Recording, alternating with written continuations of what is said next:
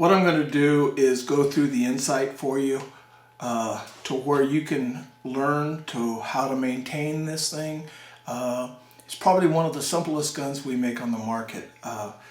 It's really quick, fast response, great consumption, light. It's got all the basic things that we need. But what I'm going to do is show you on a couple drawings and show you how to troubleshoot if you have problems with this. We've got quite a few of them out there and we're building them daily. What I'm going to do is just take the bottom receiver off real quick. Like, you just take these two 1032 screws out and they just fall right out. Pretty simple. Make sure you unplug the harness and the solenoid like so, and then just slide the whole thing out. That's how simple that comes apart. This is the manifold and the solenoid. It's a bullet solenoid by Mac Valve, and the manifold is built by us. What I'm trying to explain to you is you do not need to take off this manifold for anything. There's no reasoning. But this screw right here that you can see goes into the chamber. So if you ever have to, for some ungodly reason, you got to make sure you Loctite that screw or it's going to leak right here. We've had a few guns leak and came back to us, and where we're finding the leaks are coming from is there's a little teeny metric screw right here. I think everybody can see it right there. This top one is power on, so that is always under pressure. The second one is the bleed hole, and that one will go from here. When we release the bleed will transfer this hole and transfer it to the back of the ram. There's a power right here, and then there is a bleed for the bleed right here. So what I'm trying to do is I'm trying to make this as simple as I can for you guys. You know, a lot of people are saying we want a manual. Oh, I understand that. I'll tell you what, if there's a graphic designer out there that would like to tackle building a manual, have them contact me. I'd be interested. I'd like to see how their work goes. I used to do a manual years ago, and it really wasn't cost effective. We change our product too fast, so we'd be changing the manual probably a couple times a year. And so you can understand that that's very hard to do. It's easier to do it video and make the gun as simple as possible. The manual is right here. This is a manifold, and you'll see the little teeny transfer holes. All those are is transfer holes. You just slide it into place.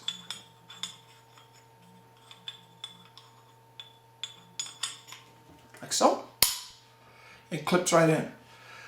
Solenoid screws in. Pretty simple. A little bit of grease right here, screws right in. There's no cleaning these solenoids. They just keep working. They're a great asset to this gun.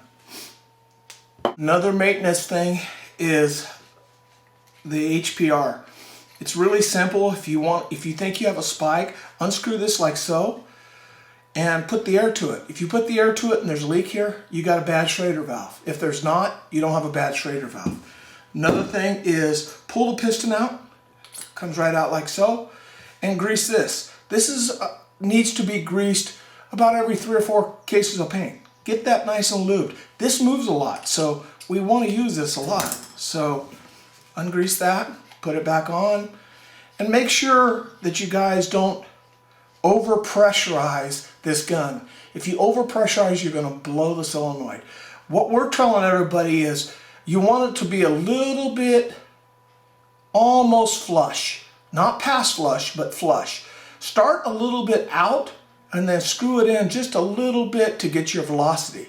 I have pressure testers being made for people that like it. We test it here because if you fire this gun at 250 pounds, you're going to blow the solenoid. And the solenoids are not warranted. So, you know, you got to control that. You got to make sure that this is all the way out and not screwed in and get your velocity. Pretty simple. Okay, replacing the trigger. It's not that difficult. You just lay the trigger in backwards like this. You lay it in. The hard part is clearing the micro switch. What you got to do is you got to come in with an Allen wrench and slowly push the the spring down below the micro switch. It's a little tricky, but it can be done. It's not that hard. And then just slide it on in. Then it slides into a groove. Then you put your Allen wrench in. Remember when you guys set your triggers up, we want it on the last 3/4 of the stroke, not on the first 3/4, the ignition spot. The reason you don't want that is it's going to mechanically balance, and you don't want that. Somebody's going to call it. So you can change your spring, you can stretch it, you can put a stiffer spring, or a lot of people are playing no springs. It's all in the design on how they like their trigger. So that's all it's to it. This gun, it's a very simple motor. One of the key troubleshooting places is this little plunger right here that is the release aid for the motor. There's a number 11 O-ring inside of there. Make sure that's greased. I've had leaks out of that, and so it comes out right on this edge. Very easy to find. If you have a leak coming out, this cap goes on like so, and if it's coming out the right hand side of your back of your motor, that's telling me that you're having a bleed from this part of the motor. And what it's doing, it is this is power right here, this little section right here. This little teeny O-ring is bleeding by and letting it release air into this chamber that follows to here, follows back to here, and goes to the back of the motor. If that is a problem, we need to pull that out. Little teeny bit of grease, oil, very little, guys. Don't take much, very little. We need to get that sealed right there. I can get replacement O-rings, but they only come from the factory. So that's where that's coming from if it makes that noise. It's pretty simple to maintain this engine. All you do is just pull it apart, like so. You got the motor, you got the shutoff, you got the ram, you got the ram housing, and you got the volume. This shutoff has to be greased. You got to maintain it. You got to grease inside of here, grease inside of here. Pretty simple. Just grease the shaft, slide it up, slide it back and forth, get it nice and lubed. These two number 10 O-rings right here, make sure they're greased at all times. I would say once a day would be good. Remember, we're dealing with a spool engine. Okay, it just slides right back on, screws together. And number 21 goes back into position. And that's it. This is a 20. A lot of people were mistaking that. That is a different size O-ring. So if you have a leak coming out the breech of the gun, it can only be two things. It can be the U-cup or this 20. So check them both. We've had one bad U-cup so far. Probably what happened is when we're placing them in there, we poked a hole in it by somehow. I don't know. It could have been factory bad. But we've only had one. So this is a shaft that needs to be clean, not scarred. The U-cup, you need to grease it, slide it, make sure it's nice and lubey, and slides real easy. People ask us why didn't we use a standard O-ring? There's a reason for that. We get almost 250 more shots by using a U-cup than a standard. The standard drags. It drags on the backwards position.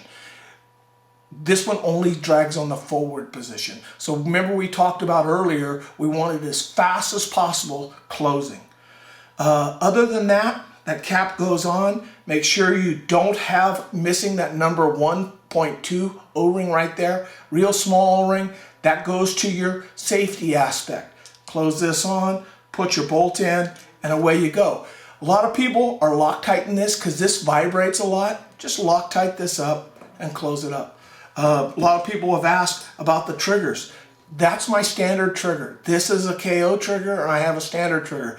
All the Mark and the G6R triggers fit into this gun. Other than that, it's a pretty simple gun. I'd like you to try it. It's real light, quick, fast, and that's all that's to it.